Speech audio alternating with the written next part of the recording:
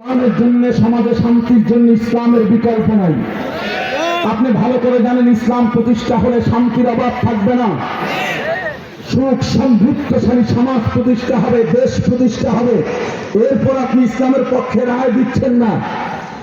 আমি মনে করি যারা ইসলাম চায়, বিশ্বের চরমনার পক্ষে, হাত পাখার পক্ষে তাদের ভোট দেওয়া উচিত। যারা জামাত করেন তারাও যদি ইসলাম চান, আপনি দেখছেন আপনার দলের ইসলামের কি অবস্থা। আমি এগুলো বর্ণনা করতে চাই না। অতএব আপনারা এখন তওবা করে হাত পাখায় ভোট দেওয়া উচিত।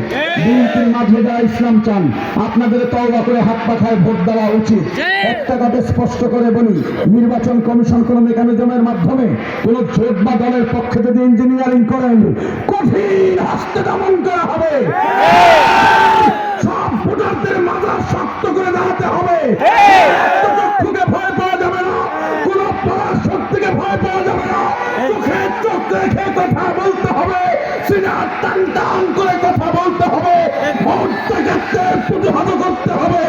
12 তারিখ ভোট গণনার আগ পর্যন্ত, রেজাল্ট হাতে পাওয়ার আগ পর্যন্ত ভোট কেন্দ্র ছাড়া যাবে না। সবাই রাজি আছেন? সবাই রাজি আছেন? আপনিও ভোট দেবেন। আর আমাদের মা বোনদের ভোট আল্লাহর রহমত অকৃপাত পাকা। এরকমও দেখেছি, স্বামী এসে বলে, হুজুর ভোট দিমু, আগের কথা বলতেছি, ভোট দিমু নৌকায় বা ধানের শিখি, কিন্তু বউরে তো মানাইতে পারি না। বউ বলে তুমি যারে দাও দাও, কিছু আসে যায় না, আমার ভোট চরমনায় হুজুরে দিলেন।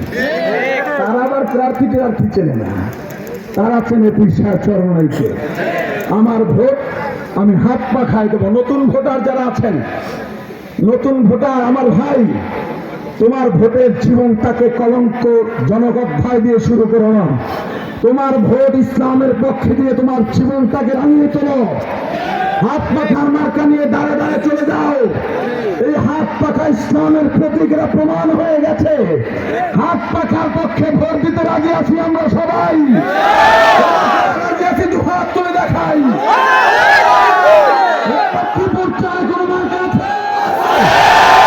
বাংলাদেশে কোন মার্কা আছে?